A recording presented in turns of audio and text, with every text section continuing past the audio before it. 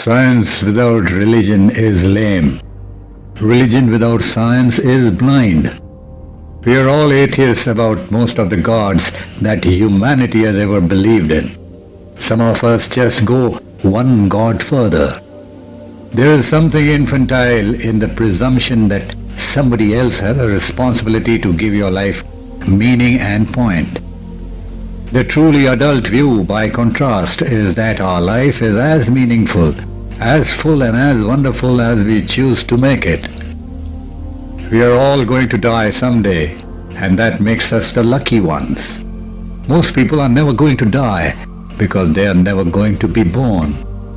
The potential people who could have been here in my place, but who will in fact never see the light of day, outnumber the sand grains of Arabia. Certainly those unborn ghosts include greater poets like Keats, scientists greater than Newton. We know this because the set of possible people allowed by our DNA so massively exceeds the set of actual people. In the teeth of these stupefying odds, it is you and I, in our ordinariness, that are here. We privileged few who won the lottery of birth against all odds. How dare we whine at our inevitable return to that prior state from which the vast majority have been stirred? I do not fear death. I had been dead for millions and billions of years before I was born, and had not suffered the slightest inconvenience from it.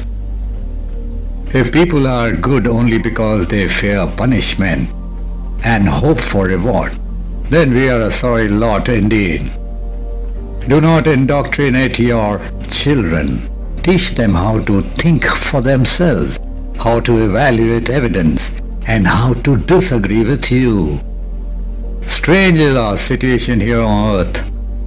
Each of us comes for a short visit, not knowing why, yet sometimes seeming to divine a purpose. From the standpoint of daily life, however, there is one thing we do know, that man is here for the sake of other men and women, above all for those upon whose smiles and well-being our own happiness depends. Remember, natural selection is daily and hourly scrutinizing throughout the world every variation, even the slightest, rejecting that which is bad, preserving and adding up all that is good, silently and insensibly working whenever and wherever opportunity offers at the improvement of each organic being.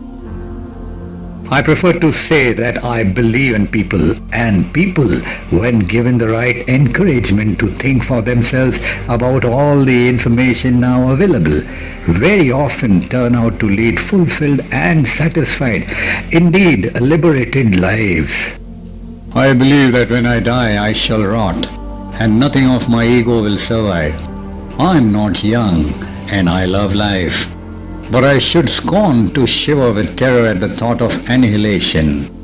Happiness is nonetheless true happiness because it must come to an end.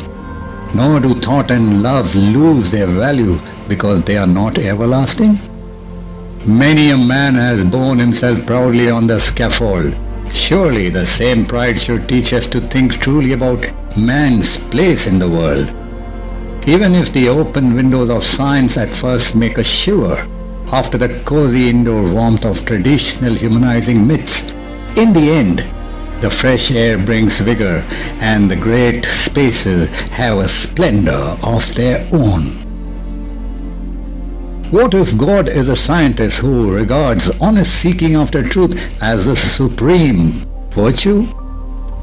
Those who can make you believe absurdities can make you commit atrocities. If you don't understand how something works, never mind, just give up and say, God did it. Religion is an insult to human dignity. With or without it, you'd have good people doing good things and evil people doing evil things. But for good people to do evil things, it takes religion. Here is one set of new 10 commandments from today, which I happen to find on a website. Do not do to others what you would not want them to do to you. In all things strive to cause no harm. Treat your fellow human beings, your fellow living things, and the world in general with love, honesty, faithfulness, and respect. Do not overlook evil or shrink from administering justice, but always be ready to forgive wrongdoing, freely admitted and honestly regretted. Live life with a sense of joy and wonder. Always seek to be learning something new. Test all things, always check your ideas against the facts, and be ready to discard even a cherished belief if it does not conform to them. Never seek to censor or cut yourself off from dissent. Always respect the right of others to disagree with you. Form independent opinions on the basis of your own reason and experience. Do not allow yourself to be led blindly by others. Question everything. Let us remind ourselves of the terminology. A theist believes in a supernatural intelligence who, in addition to his main work of creating the universe in the first place, is still around to oversee and influence the subsequent fate of his initial creation. In many theistic belief systems, the deity is intimately involved in human affairs. He answers prayers, forgives or punishes sins, intervenes in the world by performing miracles, frets about good and bad deeds, and knows when we do them, or even think about doing them. A God who is capable of sending intelligible signals to millions of people simultaneously and of receiving messages from all of them simultaneously cannot be, whatever else he might be, simple. Such bandwidth